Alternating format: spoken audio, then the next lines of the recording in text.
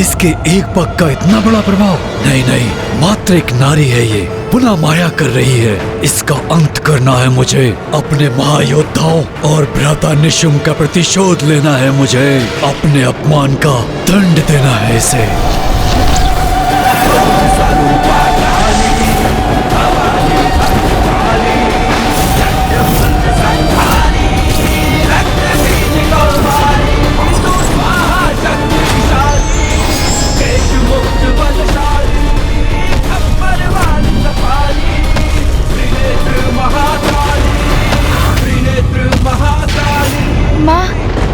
पुत्र गणेश, अब हम जिसके साक्षी बनने वाले हैं, देवी आदिशक्ति, तुम्हारी माँ की कृपा है हम पर। देवी कौशिकी अब कलारीपट्टू विधि से युद्ध करेंगी।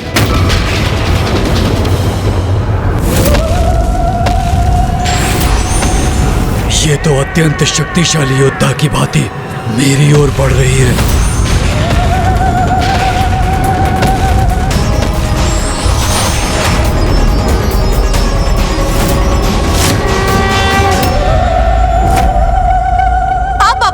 के लिए तैयार हो जाओ शुंभ। अंत तुम्हारा होगा दुष्ट नारी, तुम्हारा।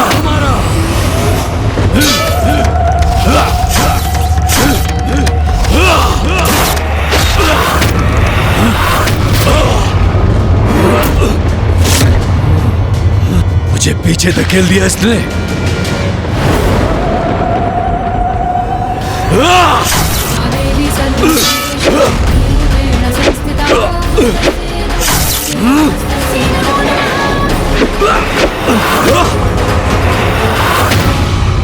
ये तो बहुत भयंकर वार कर रही है मुझ पर। एक नारी में इतनी शक्ति, विश्वास नहीं होता। माँ की शक्ति का आभास मात्र ही शुंभ को आतंकित कर रहा है भैया। मूर्ख है ये असुर, क्योंकि वो अभी भी नहीं समझ पा रहा है कि वो जिससे युद्ध कर रहा है वही उसकी शक्ति का स्रोत भी है। क्योंकि माँ आदिशक्ति तो संसार की समस्त शक्ति का स्रोत है, उसका आधार है। मैं एक नारी से पराजित नहीं हो सकता। दम्भी दुस्साहसी नारी, अब सामना करो मेरे आक्रमण का।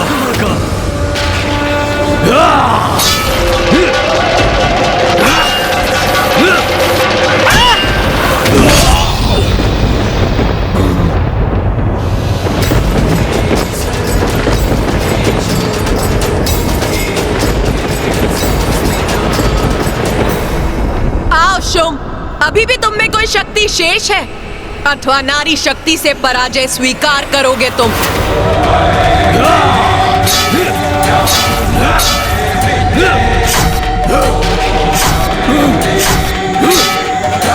माँ इस युद्ध में इतना अधिक समय क्यों लगा रही है, जबकि वो चाहे तो क्षण भर में शुंभ का वध कर इस युद्ध को भी समाप्त कर सकती है। चिंता मत करो गणेश, माँ तो शुंभ से मात्र क्रीड़ा कर रही है।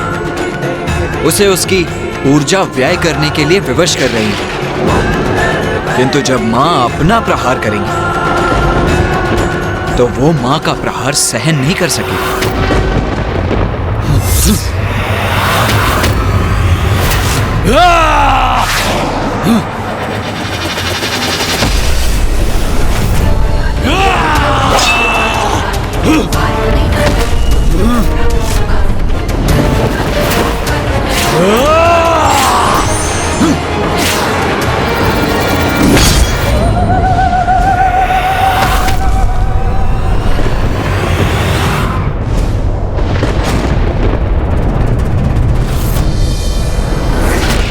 अब अधिक समय नहीं है शुंभ के पास।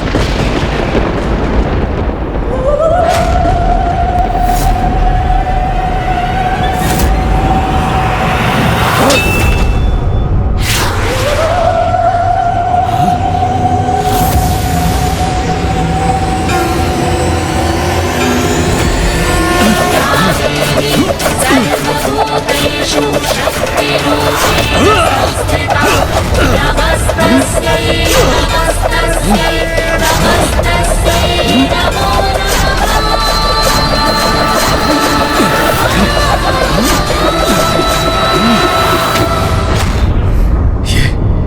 क्या हुआ?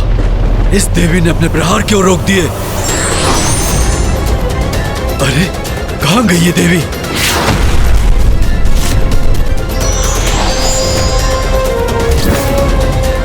अब पर्याप्त हुआ शुंभ, अथवा और भी युद्ध करना है तुम्हें? मैंने कहा ना देवी, एक नारी से मैं पराजय स्वीकार नहीं करूंगा, कदापि नहीं।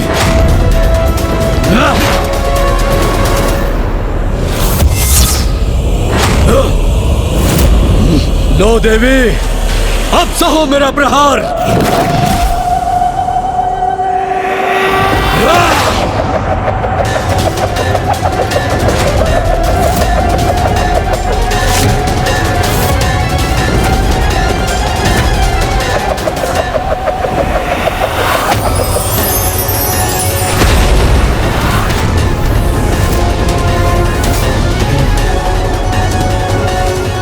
मेरे इस प्रहार को भी इसने विफल कर दिया। ये मूर्ख शुंभ कभी नहीं समझेगा माँ की महिमा। अब इसका अंत होना ही चाहिए। मायावनी, मैं तुम्हारे साथ तुम्हारी माया का भी अंत कर दूंगा।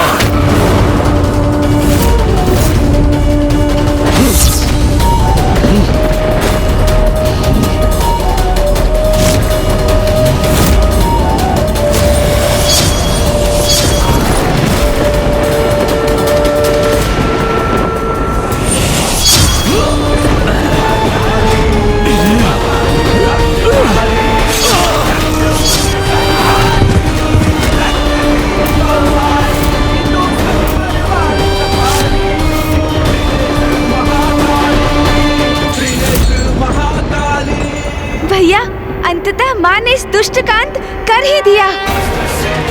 माता कौशिकी की जय। माता कौशिकी की जय। माता कौशिकी की जय।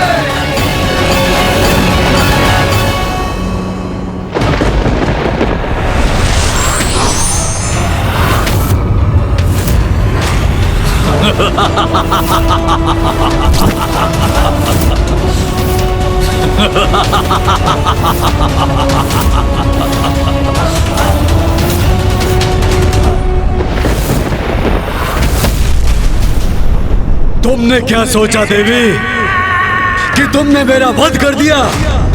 ये तुम्हारी नारी शक्ति मेरे पुरुषार्थ का खंडन नहीं कर सकती। ये क्या? ये तो पुनः जीवित हो उठा। क्या हुआ? मुझे जीवित देखकर चौंक गई ना?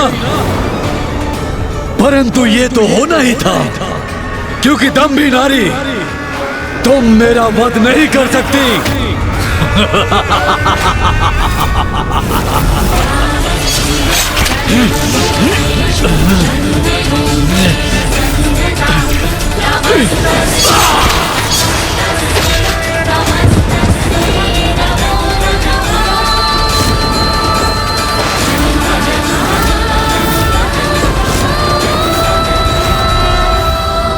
भैया, कदाचित इस बार इसका अंत हो ही गया। मुझे पूर्ण विश्वास है इस बार ये दुष्ट शुंभ पुनः जीवित नहीं हो पाएगा।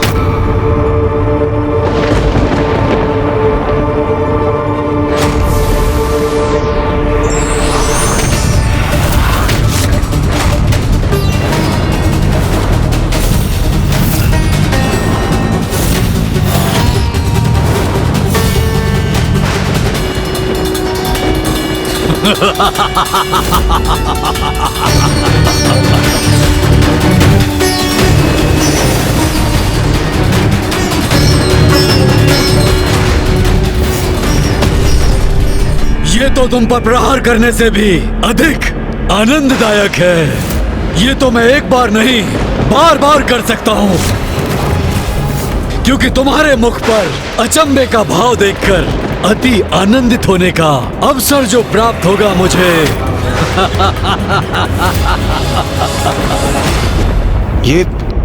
ये क्या हो रहा है? ये शुंभ पुनः जीवित क्यों हो रहा है? इसका अंत क्यों नहीं हो रहा? ऐसा इसलिए हो रहा है देवराज, क्योंकि शुंभ को वरदान प्राप्त है। मुझे ये वरदान दीजिए ब्रह्मदेव कि मेरा वध भी नारी शक्ति से ही हो, और वो नारी जो मेरे ही शरीर से उत्पन्न हो, अर्थात पुरुष के शरीर से जिस नारी का आविर्भाव हो वही मेरे अंत का कारण बने। तथास्तु, तथास्तु, तथास्तु।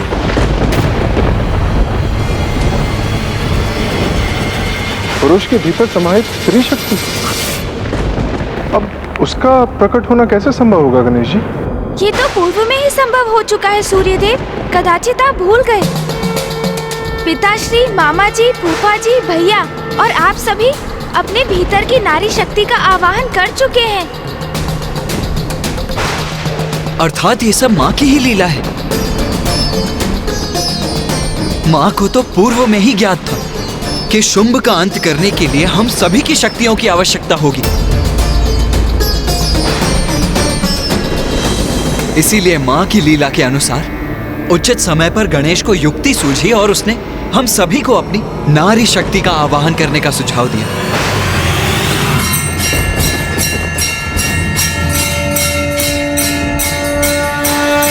किंतु देव सेनापति कुमार कार्तिकेय, सभी मातृकाएं तो भिन्न लोकों में वहां के वासियों की रक्षा के लिए स्थित हैं।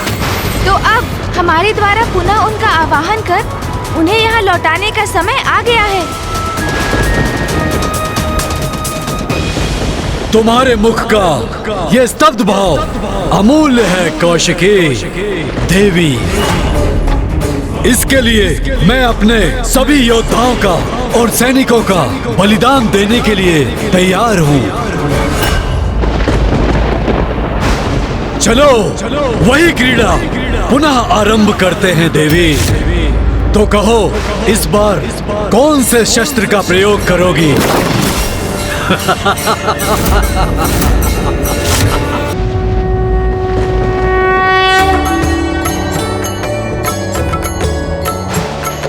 नमो देव्यै महादेव्यै शिवाय सततं नमः। नमः प्रकृत्यै भद्रायै नियतः प्रणतः स्मताम्। रौद्रायै नमो नित्यायै गौर्यै धात्रै नमो नमः। ज्योत्स्नायै चेन्दुरूपिण्यै सुखायै सततं नमः। कल्याण्यै प्रणतां वृद्ध्यै सिद्ध्यै कुर्मो नमो नमः।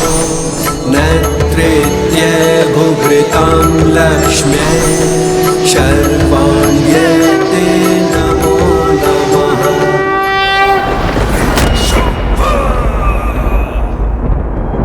तो अच्छा, तुम्हारे सभी प्रयत्न विफल हो गए तो तुम प्रार्थना भी करने लगे। क्या हुआ प्रथम पूज्य गणेश जी, आप भी किसी की पूजा करने में विवश हो गए? सुनो, मेरा सुझाव मानो, किसी की पूजा करना बंद कर दो और सिर्फ मेरी पूजा करो, क्योंकि तुम्हारी रक्षा एकमात्र सिर्फ मैं ही कर सकता हूँ।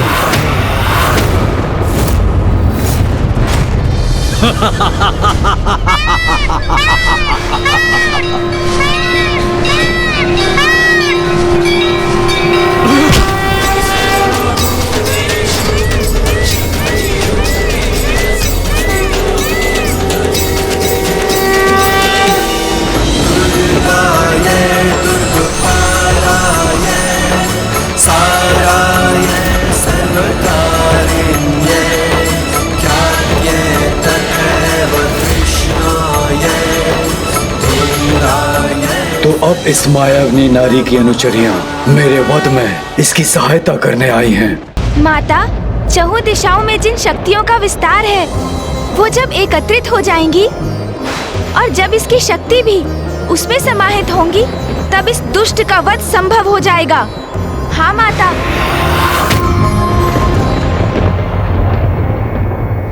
लो शुंभ, तुम्हारी मृत्यु की व्यवस्था भी हो गई। अच्छा, तुम्हारा ये विश्वास मेरे मनोरंजन के लिए उचित है, परंतु देवी, तुम ये स्वीकार क्यों नहीं करती कि तुम्हारे पीछे खड़ी देवियां मेरे असुरों का वध कर सकती हैं, किंतु मेरा बिल्कुल भी नहीं, क्योंकि नारी होना तुम, जटिलता समझने की क्षमता कहाँ है तुम में? भ्राता शुंभ, ये आपने कैसा विचित्र सा वरदान मांग लिया है ब्रह्मदेव से। भला आपके शरीर के भीतर कोई नारी कैसे रह सकती है? जब कोई नारी मेरे भीतर रह ही नहीं सकती, तो मुझसे बाहर भी नहीं आ सकती, और जब कोई नारी ऐसी होगी ही नहीं, तो मेरा वध भी असंभव हो जाएगा, अर्थात मैं शुंभ अमर हो जाऊंगा। शुंभ, नारी को पुरुष से निम्न समझते हो ना तुम, इसीलिए ये भी नहीं समझ सके कि तुम्हारे भीतर की शक्ति भी नारी रूपिणी ही है। उसी के बल पर तुम अभी तक जीवित हो, किंतु अब और नहीं। जिस नारी शक्ति से तुम्हें इतनी घृणा उत्पन्न होती है, अब समय आ गया है उसी नारी शक्ति का महत्व तुम्हें समझाने का।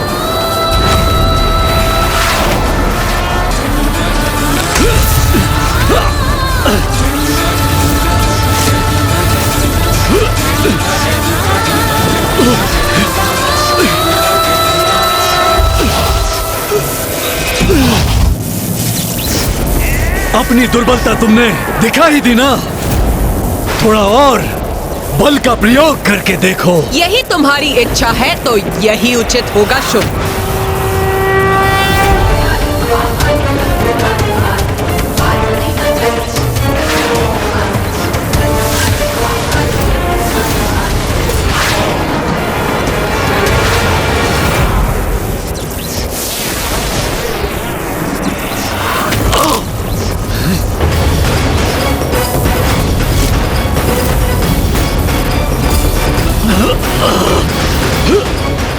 पुत्र गणेश, तुम्हारी माँ शुंभ की स्त्री शक्ति को खींचकर उसे बाहर निकाल रही है।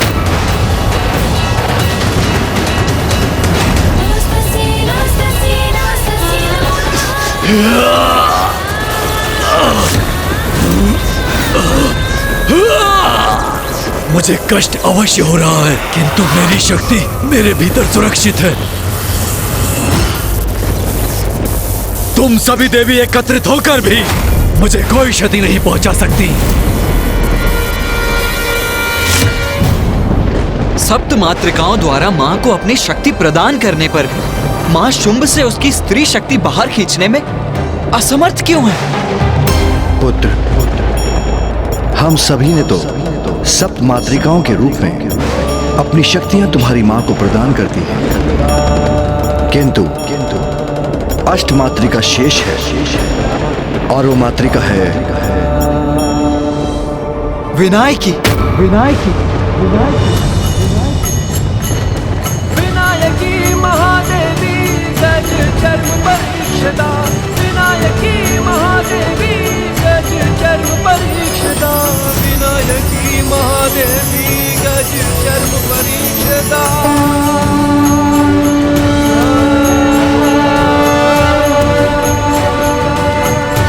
तुम्हारे दूसरे अवसर की कोई आवश्यकता नहीं मुझे, क्योंकि अब मैं स्वयं तुम्हारा वध करूंगा। मुझे संदेह था भैया कि शुंभ नहीं सुधरेगा, वो ऐसा ही कुछ करेगा। यदि वो पापमय जीवन का चुनाव करने पर ही तत्पर है, तो अब माँ को उसका अंत ही करना चाहिए। सर्वथा उचित कहते हैं आप भैया, किंतु आपको भी तो ज्ञात है कि माँ जो भी करती है उचित समय पर ही करती है। कदाचित अब वो समय आ ही गया है प्रथम पूज्य गणेश जी।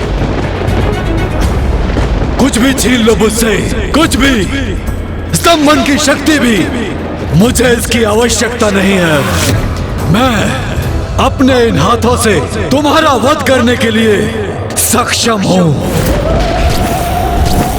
और मैं वो अवश्य करूंगा, अवश्य।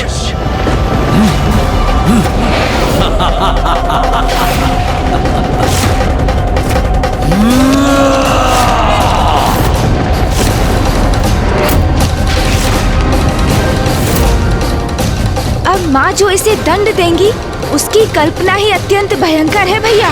जिसकी उद्दंडता का कोई अंत नहीं, उसका भयंकर अंत ही उचित है।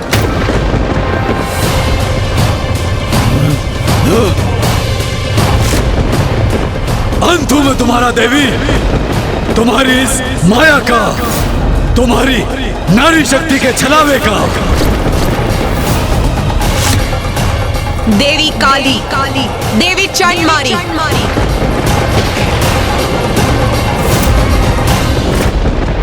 कौन असत्य है और कौन सत्य है? कौन अशक्त है और किस में शक्ति?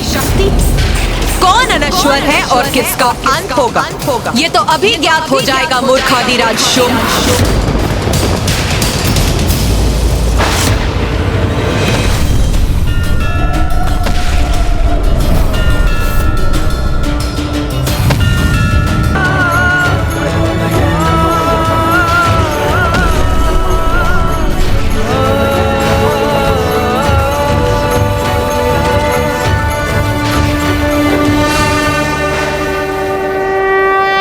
क्या है ये? कैसी माया है ये? ये कोई माया नहीं, शक्ति है शुंभ। तुमने बार बार नारी को कम आंका, नारी को भला बुरा कहकर उसका अपमान किया। इसलिए अब समय आ गया है कि हम सभी तुम्हें नारी शक्ति का उचित परिचय दें।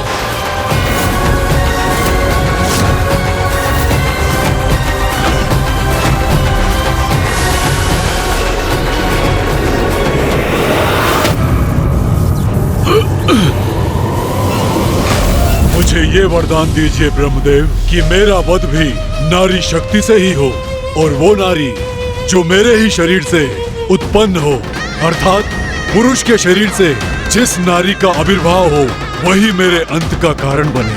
तथास्तु, तथास्तु। शुंभ, तुम्हारे वरदान को निरस्त करने हेतु मैं देवी कौशिकी त्रिदेवों और समस्त देवताओं की स्त्री शक्ति की सहायता से तुम्हारे भीतर की स्त्री शक्ति को बाहर खींच लूंगी।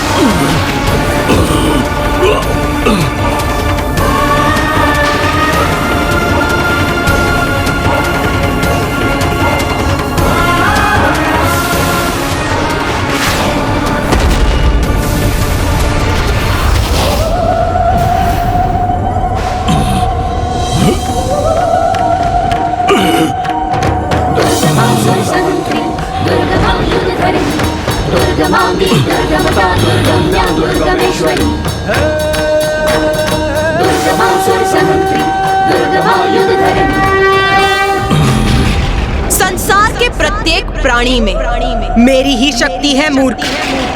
मेरी शक्ति के बिना तो कोई अपनी उंगली गतिमान तक नहीं कर सकता। तुम्हारे भीतर भी मेरी ही शक्ति का वास था, जिसे बल प्राप्त कर तुम खड़े तक हो सकते थे, किंतु तुम अपने पौरुष के अहंकार वश इस स्त्री शक्ति का मूल्य ही नहीं समझ सके मूढ़मती शुंभ। तो अब मैंने वो शक्ति लौटा ली है।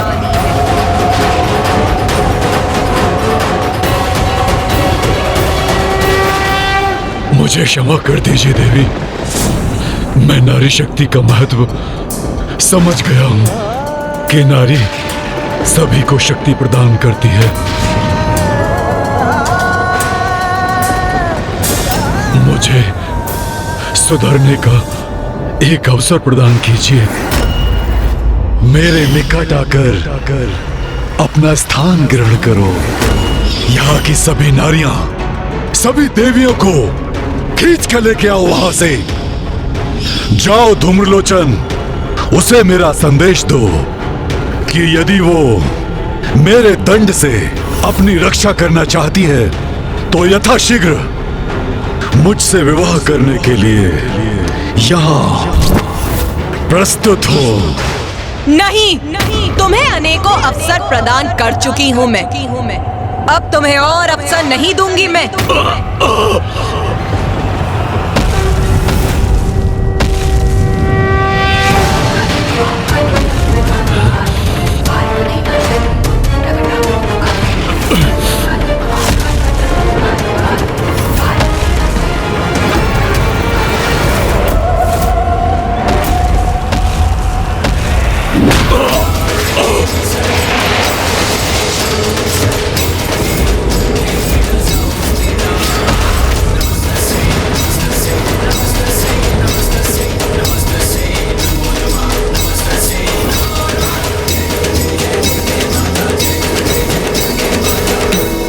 मुझे प्रतीत होता है कि शुंभ अभी मृत्यु को प्राप्त नहीं हुआ। उसका जीवन क्षीण अवश्य हुआ है, किंतु उसमें अभी भी प्राण शेष है। हाँ माँ, दीपक भी बुझने के पूर्व एक बार फड़फड़ाता तो अवश्य है। हाँ पुत्री, मुझे भी ज्ञात है, इस असुर में अभी भी प्राण शेष है।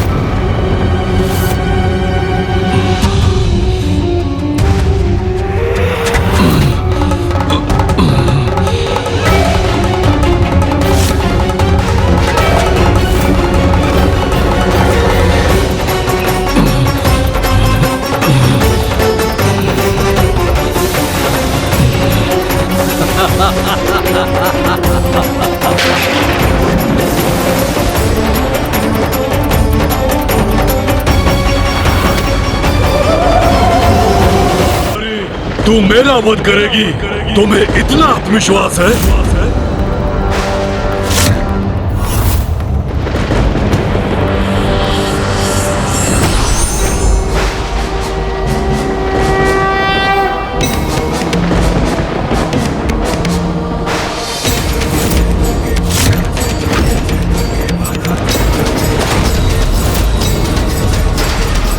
अब समय आ गया है सब नारी शक्ति को एकत्रित होने का।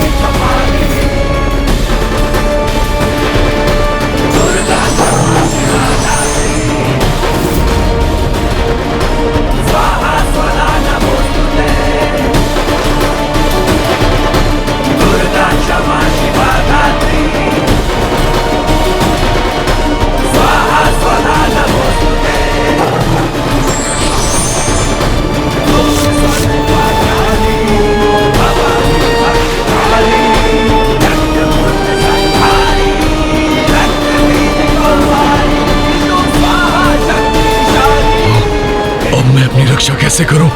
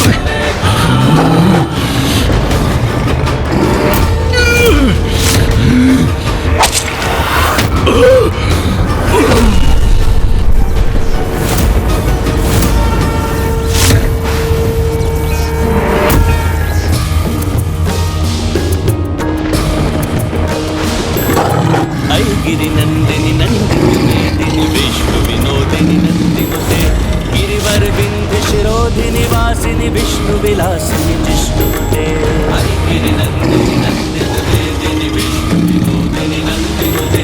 जय जय हे महिषासुर मर्दिनी रम्य कपर्दिनी शैलसुते जय जय हे महिषासुर मर्दिनी रम्य कपर्दिनी शैलसुते जय जय हे महिषासुर मर्दिनी रम्य कपर्दिनी शैलसुते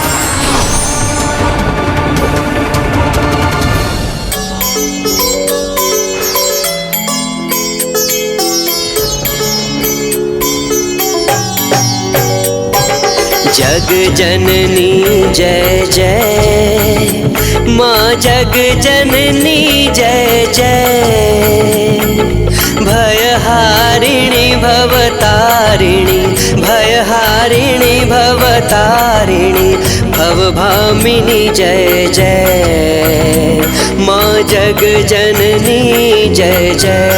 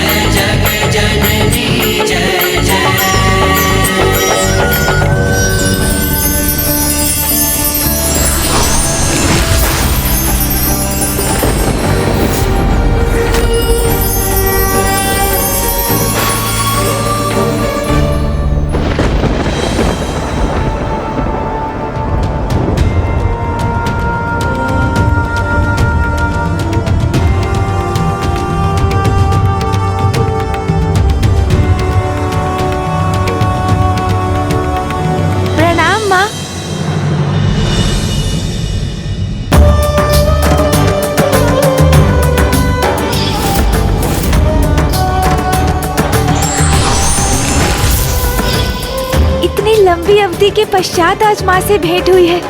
अंततः माँ कैलाश लौट आई।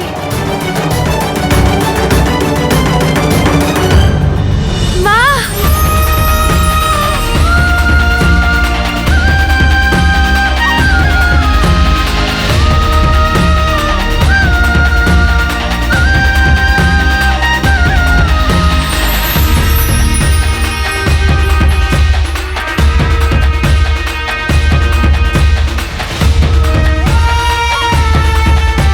शुंभ निशुंभ के अंत में आप सभी का बहुत बड़ा योगदान है। माँ, अब मुझे भी अपने प्रश्नों का उत्तर प्राप्त हो गया कि आपने क्यों माँ मातंगी का रूप धारण किया और फिर माँ मातंगी से आप माता कौशिकी क्यों प्रकट हुई। ये आपकी ही तो लीला थी माँ, जिसका उद्देश्य था सृष्टि को शुंभ निशुंभ के आतंक से मुक्त कराना। तो क्या अब तुम्हारी जिज्ञासा शांत हो गई पुत्र? माँ, मैं सोच रहा था कि अभी भी मेरा एक प्रश्न शेष है।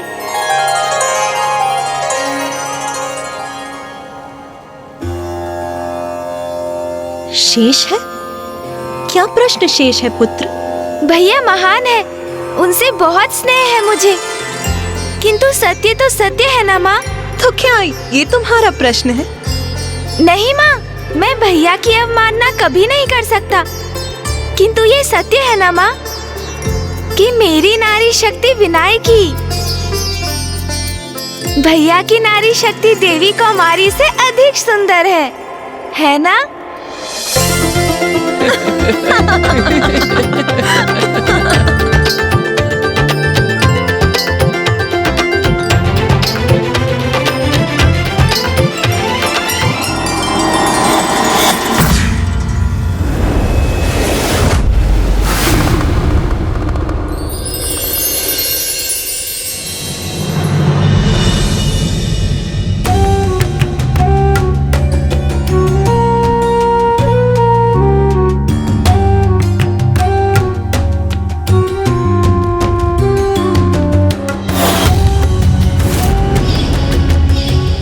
धीरता से मैं क्षण की प्रतीक्षा कर रही थी जब मुझे अपने निवास में अपने परिवार के साथ रहने का अवसर प्राप्त होगा। अब वो समय आ गया है।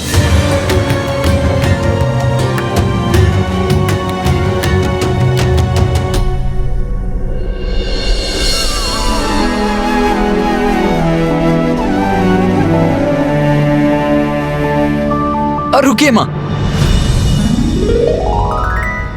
आप अभी भीतर नहीं जा सकती। भीतर नहीं जा सकती? क्यों? उसका भी कारण आपको शीघ्र ज्ञात होगा माँ, किंतु उसके लिए आपको अपने नेत्र बंद करने होंगे। नेत्र बंद करने होंगे? किंतु क्यों? क्योंकि हम आपसे अनुरोध कर रहे हैं माँ, बस इसीलिए। उमा, यदि यही तुम्हारे पुत्रों की इच्छा है तो भवन में प्रवेश करने हेतु तुम्हें अपने पुत्रों का निवेदन तो स्वीकार करना ही होगा। अच्छा, यदि आप सभी की यही इच्छा है तो लो, मैंने अपने नेत्र बंद कर दिए।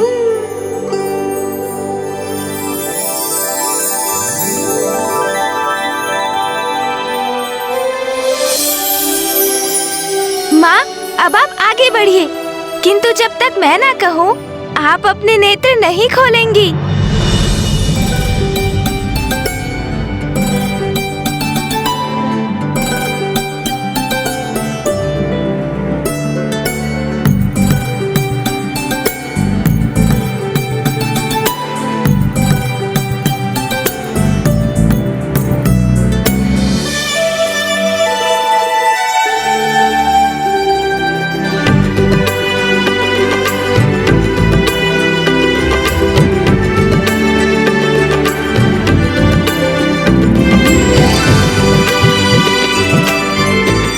अब उचित है माँ, अपने नेत्र खोलिए।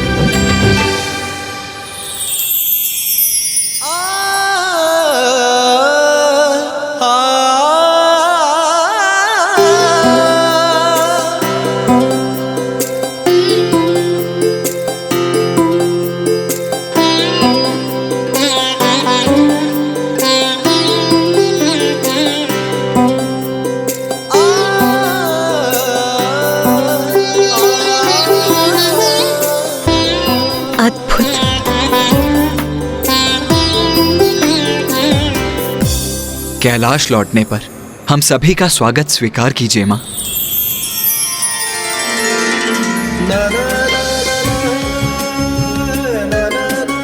इतना सुंदर स्वागत नाथ, कैलाश की ऐसी सुंदरता मेरे पुत्रों और आपके द्वारा अपने इस भव्य स्वागत से मैं भाव विभोर हो रही हूँ। आओ माँ, कैलाश का कण कण तुम्हारा स्वागत करने के लिए अति उत्साहित है।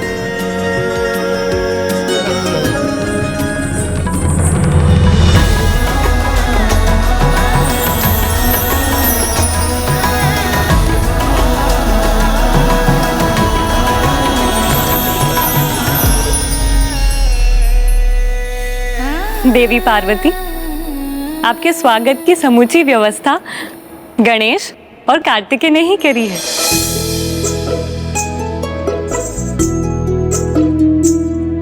ये साज सज्जा, मेरा स्वागत अद्भुत, अति सुंदर है गणेश। यहाँ से, कैलाश से, मेरे स्वामी से और तुम दोनों से दूर रहकर मैं अति विचलित थी, किंतु आज जैसे मैंने पुनः सभी सुख प्राप्त कर लिए हैं। माँ, अब आप कैलाश लौट आई है तो सब कुछ यथावत हो जाएगा। हाँ माँ, आपके बिना तो जैसे संपूर्ण कैलाश जीवन के आनंद का अनुभव करना भूल गया था, किंतु अब कैलाश पुनः आनंदित हो उठेगा। देवी पार्वती, आपने यहाँ से दूर जाने का कष्टप्रद निर्णय लिया, अन्यथा शुंभ और निशुंभ का वध असंभव हो जाता। किंतु ब्रह्मदेव, यदि पुत्र गणेश मेरी सहायता के लिए प्रस्तुत नहीं होता, अपना विनायकी रूप धारण नहीं करता और अन्य देवताओं को उनका स्त्री रूप उजागर करने के लिए प्रेरित नहीं करता, तो शुंभ निशुंभ का वध कदाचित मेरे लिए भी असंभव था। माँ, इसमें मेरा कोई श्रेय नहीं, मैंने तो वही किया जो आपका आदेश था। और मेरा कर्तव्य। महादेव, देवी पार्वती, अब हमें आज्ञा दीजिए। हमें ज्ञात है आप पुत्र गणेश और पुत्र कार्तिकेय के साथ समय व्यतीत करने के लिए उत्सुक होंगी। कितना कुछ कहना और सुनना होगा आप सभी को, है ना?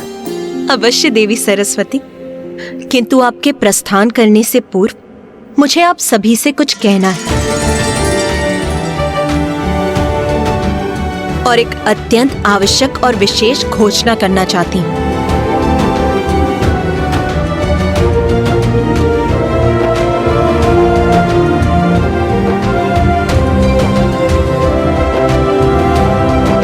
और ये घोषणा गणेश के विषय में है।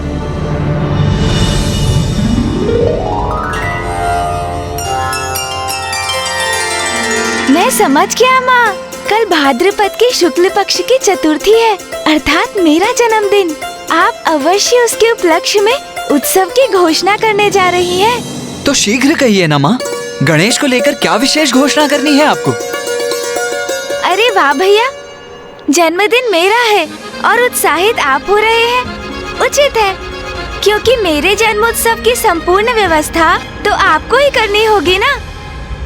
पुत्र गणेश, आज मैं तुम्हें ये आशीष देती हूँ कि आज से तुम केवल देवताओं के ही नहीं, समस्त जगत के संकट हरोगे, सबके तारणहार बनोगे।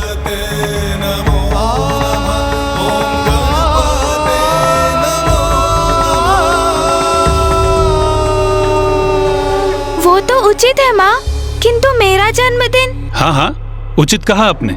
गणेश बुद्धि में श्रेष्ठ है और युद्ध कौशल में भी पारंगत है। शक्ति और युक्ति का अद्भुत मेल है इसमें, इसलिए संसार के कष्ट हरने का दायित्व वो भली भांति निभा सकता है। हम सभी गणेश के लिए अत्यंत प्रसन्न हैं। अरे अनुज गणेश, क्या हुआ? माँ ने इतनी बड़ी घोषणा की, इतना बड़ा दायित्व सौंपा है तुम्हें, फिर भी तुम प्रसन्न क्यों नहीं प्रतीत हो रहे हो?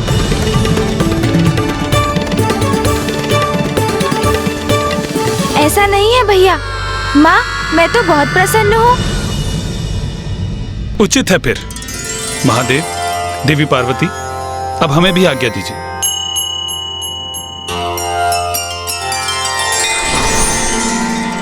उमा, अब मेरा भी ध्यान का समय हो गया है। माँ, मुझे भी एक अत्यंत विशेष कार्य के लिए जाना है। मुझे अनुमति दीजिए, मैं वो कार्य संपन्न कराऊं। उचित है पुत्र।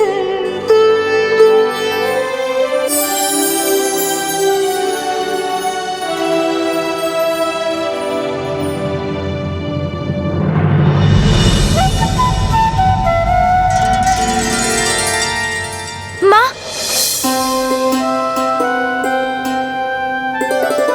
आप कुछ भूल तो नहीं रही है ना माँ?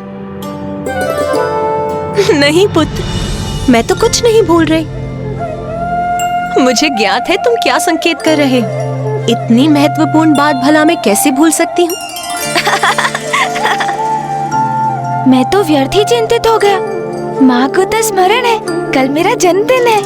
स्मरण है मुझे पुत्र, सायं संध्या का समय हो चला है। तुम मेरी हर बात का कितना ध्यान रखते हो, उसके लिए तुम्हें अनेकों धन्यवाद और बहुत सारा आशीष पुत्र। उचित है, अब मैं जाकर पूजा की तैयारी करती हूँ।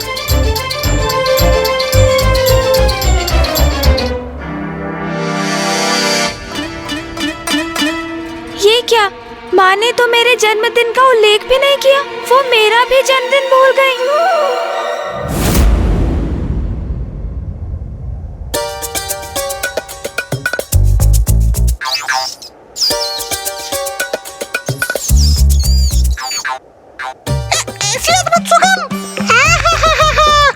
अर्थात माँ अत्यंत स्वादिष्ट भोजन पका रही है।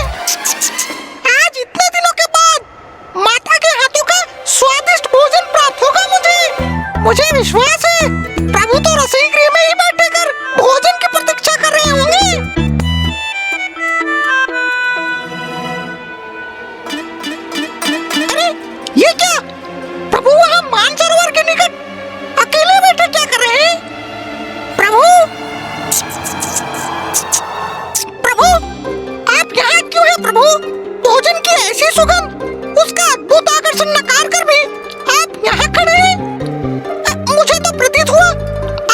भोजन करने में व्यस्त होंगे प्रभु। नहीं मूषक जी, मुझे भूख नहीं लगी है। आपको भूख नहीं लगी है प्रभु? ये आप क्या कह रहे हैं? क्या हो गया है आपको प्रभु? अवश्य कोई गंभीर चिंता सता रही है आपको। गंभीर चिंता तो है ना मूषक जी। अब आप ही कहिए, कल मेरा जन्मदिन है और आपका जन्मदिन कल? ये तो अत्यंत प्रसन्नता की बात है प्रभु। फिर तो बहुत आनंद आएगा। कैलाश में बहुत बड़ा उत्सव होगा। कैसा आनंद मूषक जी? उत्सव तो तब होगा ना जब किसी को मेरा जन्मदिन स्मरण होगा। हाँ, पिताश्री, भैया और माँ को भी किसी को जैसे कुछ स्मरण ही नहीं। आप समझा?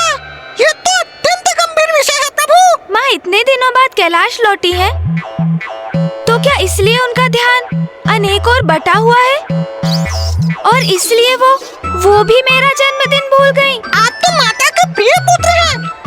उनके नेत्रों के तारे हैं आप। उनका ध्यान कहीं भी क्यों न हो, वो कैसे भूल सकती हैं आपको प्रभु? तब तो ये और भी दुख की बात है मूषक जी, क्योंकि अकारण ही भूल गई हैं वो। तो क्या उनके लिए मेरे जन्मदिन का कोई महत्व ही नहीं? कोई बात नहीं, आप ही सबको बता दीजिए प्रभु। नहीं मूषक जी, ये कैसी बात है? मेरा ही जन्मदिन और मैं ही सबको स्मरण दिलाऊं? बात तो आप भी उचित कह रहे हैं प्रभु। अपने मुख से ही अपनी बात कहना तो उचित नहीं। हाँ, अब जैसे जब हम किसी युद्ध के लिए जाते हैं तो मैं कितना श्रम करता हूँ। आपको आपके संपूर्ण भार के साथ उठाकर ले जाता हूँ, आपको सुरक्षित युद्ध स्थल तक पहुँचाता हूँ। किंतु अब प्रशंसा किसकी होती है? आपकी। किंतु मैं कभी आगे बढ़कर कहता हूँ कि आपकी सफलता में मेरा ही योगदान है? नहीं, कभी नहीं। मैं तो सदा आपकी जय जयकार होने देता हूँ, क्योंकि प्रभु है आप मेरे।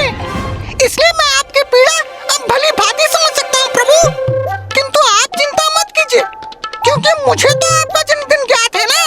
मैं कल आपको बधाई भी दूंगा और आपका जन्म दिवस भी बहुत धूमधाम से मनाऊंगा।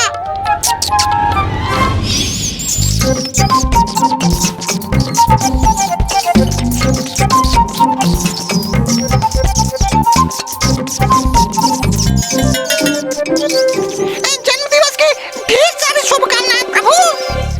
लीजिए प्रभु, लड्डू ग्रहण कीजिए।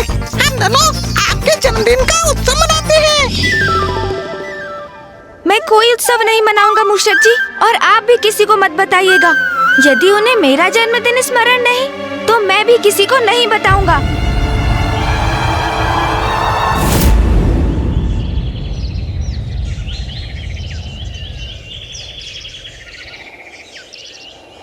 ओम नमः शिवाय, ओम नमः शिवाय, ओम नमः शिवाय, ओम नमः शिवाय। गणेश! ओम नमः। गणेश, कहाँ हो तुम?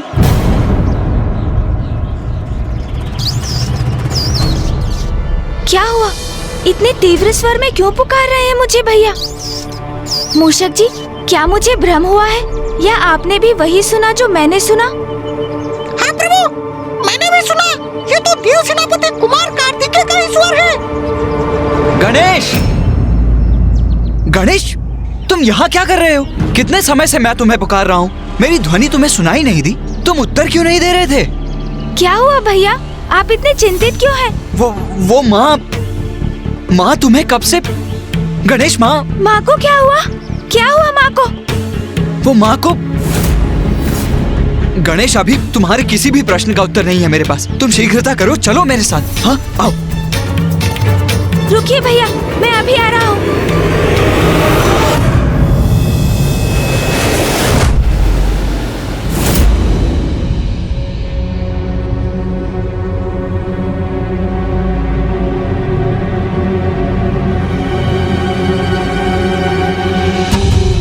आप देखें, आज की तिथि में चित्रगुप्त की सूची में किसकी कहाँ मृत्यु निश्चित हुई है।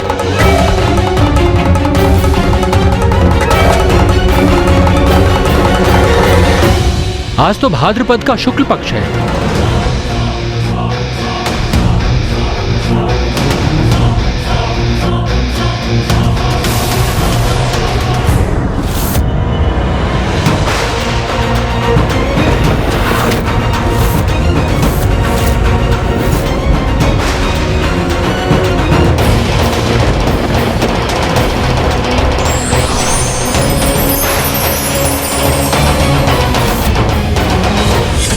मैं भवन के द्वार की रक्षा करूंगा। मैं आपकी सेवा करने ही तो आया हूँ ना माँ।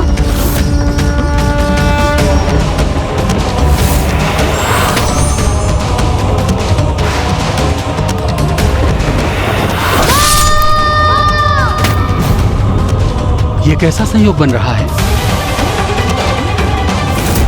ये क्या? प्रथम पूज्य गणेश जी पर पुनः संकट? ये तो अनर्थ हो जाएगा। मुझे धर्मराज यमराज जी को यथाशीघ्र सूचित करना होगा। रुकिए भैया।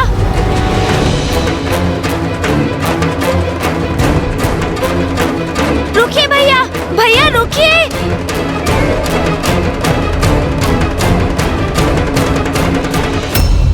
माँ, आप कुशल तो है ना? वो भैया मुझे बुलाने आए थे। बहुत चिंतित और व्यग्र प्रतीत हो रहे थे वो। उन्होंने कहा, अनुज गणेश, आओ मेरे साथ। माँ,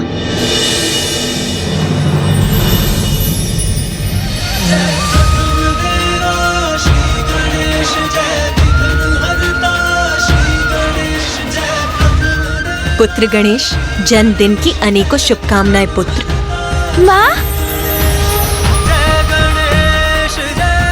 आपको मेरा जन्म दिवस स्मरण था माँ? अपने जीवन का सर्वाधिक पावन दिवस मैं कैसे भूल सकती हूँ गणेश। और न केवल मुझे ही, तुम्हारे पिताश्री, तुम्हारे भ्राता नंदी जी और अन्य गणों को भी स्मरण। कोई भी नहीं भूला तुम्हारा जन्मदिन।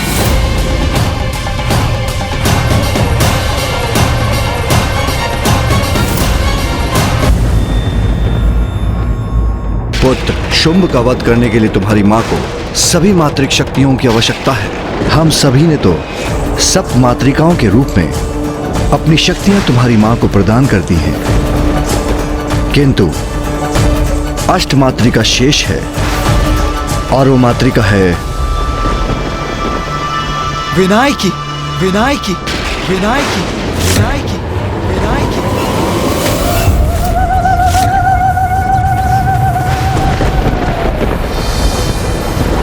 उचित समय पर उचित कार्य करने का समय आ गया है पुत्र। पुत्री, ये भी स्मरण रखो, तुमने अपना विनायकी रूप मुझसे भेंट करने के लिए धारण नहीं किया है। इसके पीछे एक बहुत बड़ा कारण है। अवश्य माता।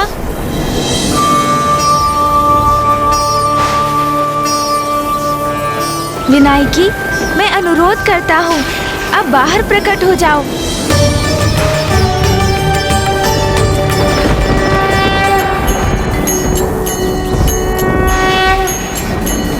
नीलाभा नीलवर्णा च नीललोहित पिङ्गला गजवक्त्रा महाकाया त्रिनेत्रा मुक्तोज्ज्वला